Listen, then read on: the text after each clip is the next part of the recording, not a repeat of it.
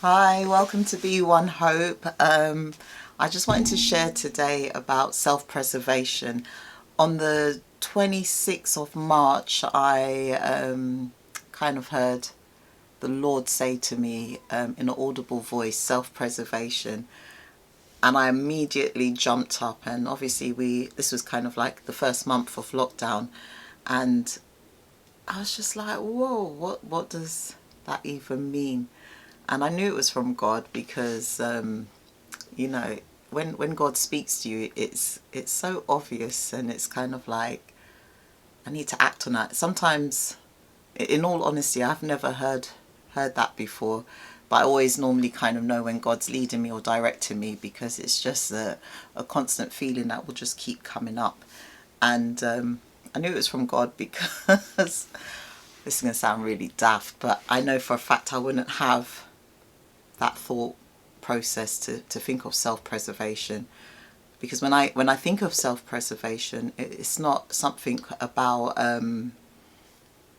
being kind of like selfless. I've always kind of been selfless. Well, I've tried to exhibit selflessness because I thought that was the right thing to do. And don't get me wrong, it is the right thing to do, but it's knowing when and doing it at the right time. So I just want to share to everybody really who's on lockdown about self-preservation during this time. I know for working families who have to work from home and have to maybe homeschool, and even if you haven't got children, you've still got to kind of manage your time. Try your hardest to look after yourself in a realistic way. I'm very aware that some people might think that self-preservation is a selfish thing, because I know that's my mindset. And I just wanted to say, like, when I got that word, I went and looked it up, and I just thought, define self-preservation. So I haven't memorized it, but I'm just going to read what I saw, because when I done a search the other day, the definition changed. So I'm just going to read what I saw, and if this applies to you, and you're like me and you think being looking after yourself might not be what you can always do because you're always thinking about other people's needs, may this be the season that you receive this. So self-preservation is not the act of being selfish at all. In fact, it is all about being selfless with ourselves and others, setting limits and boundaries with kindness in the essence of self-preservation. Learning how to do this can take practice and time. As with all changes, self-preservation is a process. Now, the reason why I was like, wow, that's a word for me, is because I don't think about myself. I always think about others first. And then when I do think about myself, I actually feel guilty. And I just think, do you know what? Just keep pushing through, keep pushing through. And that's so unhealthy, because for me, when I do behave like that, other people are getting their needs met and fulfilled, and I end up being bitter, burdened, angry, and I'll hold that all inside me, and I think nobody knows that I'm feeling like this heavy load. And then when I try to speak my truth about it, it might come across as really horrible, really negative. And the thing is, I think we need to give ourselves permission and allow ourselves permission to just stop still and look after yourself. Because when lockdown is finished and you go back to your normal lives, whatever normal's going to be,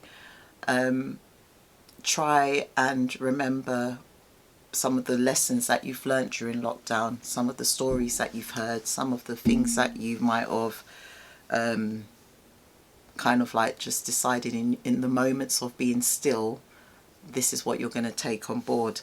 I just want to share one more thing as well. There's two more things actually, but the other one for self-preservation is the instinct to act in your own best interest to protect yourself and ensure your survival.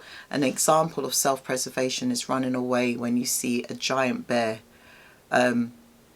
So self-preservation, if you I know if I was to see a Rottweiler, and I have in the past where it's come charging towards me in the park, I'm looking I'm looking where I can run for my own protection. But we don't do that in other situations. We don't listen to our warning signs, and our warning signs are just that uncomfortable feeling. This don't feel right, something's not feeling good. But because we don't want to offend that person who might need our support there and then, we don't know how to say no. The Bible talks about making our yes be yes and our no be no, because anything in between that is not from God. And when you say yes, stick to your yes. Don't be flippant and be like, well, I said yes, but I don't want to do it now. I'm going to do it later. And when you say no, don't feel guilty about saying no, because you could say no and actually do yourself the wealth of good. And also you're teaching others to respect you as an individual. You're teaching others to respect your boundaries. You're teaching people around you to learn that it's okay to say no if something doesn't feel right. Don't just say yeah. Don't be like a yes person and just go along with the flow. Learn how to protect yourself and learn how to love yourself enough to say no, because believe me, other people don't even feel no way to say no when you need something. And during this quarantine time, I've realized by speaking to like close friends that they still feel this sense of guilt and overwhelming like burden through different scenarios, whether it be work, whether it be family, because people are putting these heavy loads on them and they're expecting them to turn up, to do this, to push this out, to just be constantly ticking over, where our lives have changed. We're working from home and we've got family members at home. If you're self-isolating, like one of my family members is self-isolating, we're worried about every time I go to the shops, am I bringing back the virus? And he's doing well by the grace of God, my oldest son. But at the end of the day, you're not just working from home, your carer at home, your provider at home, your teacher at home. Respect to the teachers, even though I work in a high school and I know kind of like the ups and downs that teachers face. I totally couldn't be a teacher like in that capacity. I can teach in mentoring and support any time, but yeah, me and my little boy, he's been giving me loads of reasons why we don't do this at school. But I'm just like, wow, I'm seeing a lot. I'm seeing a lot in my character, his character, my daughter's character. We're a house where we all think we know what we're doing. We all think we know when we're right. And I'm not saying that we're not right in most of the situations, but we need to learn how to humble ourselves. So we've been going around last week singing, humble yourself in the sight of the Lord. So whenever we get a bit rude or feisty in our spirit, we can't even see it. Believe me, we cannot see it when we're doing it.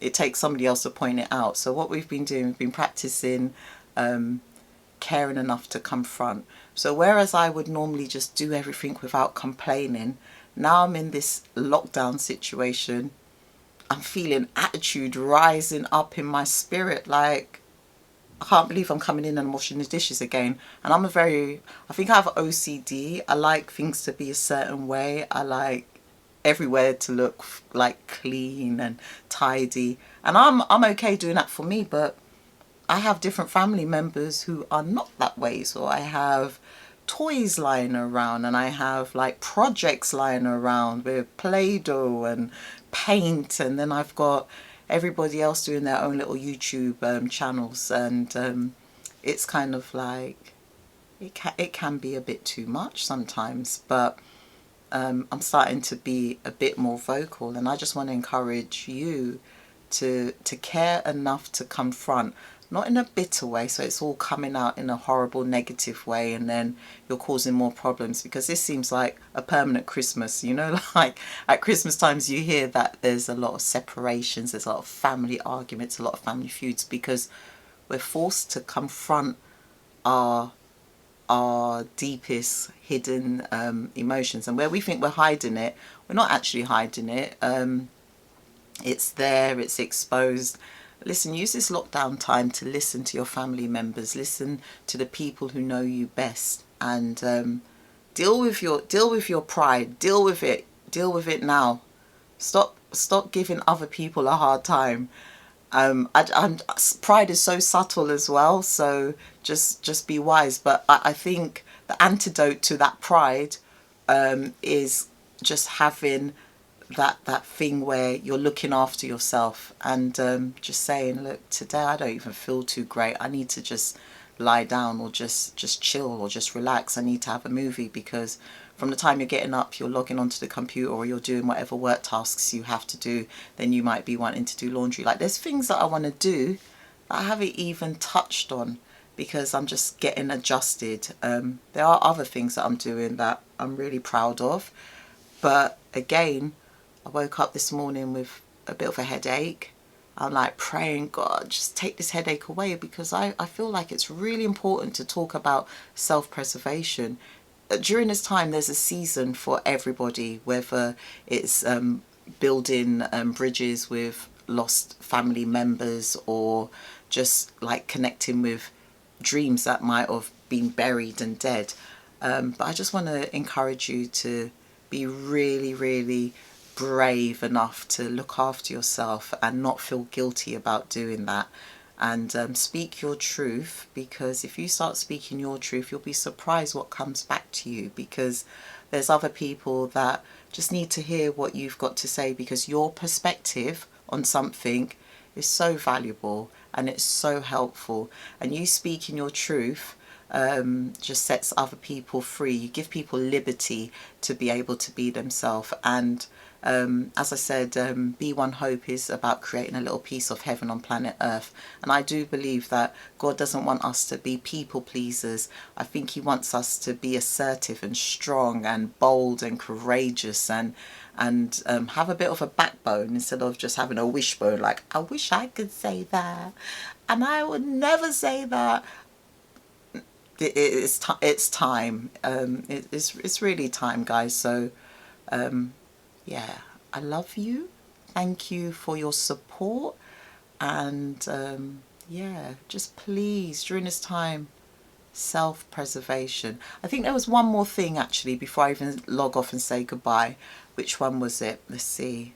Self-preservation is one of the most important gifts. Yeah, I'm glad I said this. Self-preservation, listen, is one of the most important gifts we can give ourselves. By knowing our limits, honouring our needs and desires, and taking the time to heal and repair, we are able to give ourselves more spark to radiate our internal light. I think a lot of us, there's a quote from Coach Carter, the movie Coach Carter's a bad boy film. I shouldn't say that, but it's a good film. But Coach Carter, man, wow, he has some high integrity, and yeah, there was a poem at the end, and actually I believe when I was doing my research, it is based off a biblical scripture, but I can't tell you which one that is now. But the poem, Google it, poem from Coach Carter, about not being scared to let your inner light shine. Like, some of us are so fearful of being ourselves that we hide, so that other people don't feel offended by the light that's within you. But the thing is, the secret is, when you're yourself, you enable other people to, you liberate them, you know, and God says there's liberty in him, you know, and I didn't realize that there was so much liberty. Be free to be who you are, and I just want to keep banging that message home.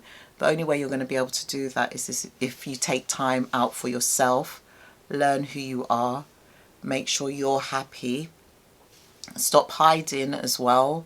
Stop hiding behind a lie, because that will eat you up internally. And just try not to be anxious about anything. You know, the Bible says, do not worry, be anxious about nothing. I am the biggest worrier. I get anxious a lot, and it's not good. It affects your health. It just makes you unwell. You know, so let it go. Be yourself. Be how you would normally be, within reason. I don't expect you to be rocking up to work after lockdown. I just had a vision of me, my flip-flops, and nah. Like, obviously there's a certain way you have to conduct yourself in certain environments, but to the best of your ability, be yourself and ask how people are doing. Ask if there's anything you could do once you're topped up, that is. Okay, so take care, look after yourself, and I plan to put something up really soon. I ain't got time to be doing loads of editing. I just want it to be as authentic as possible. So during this time, look after yourself, speak your truth, and self-preservation is the key.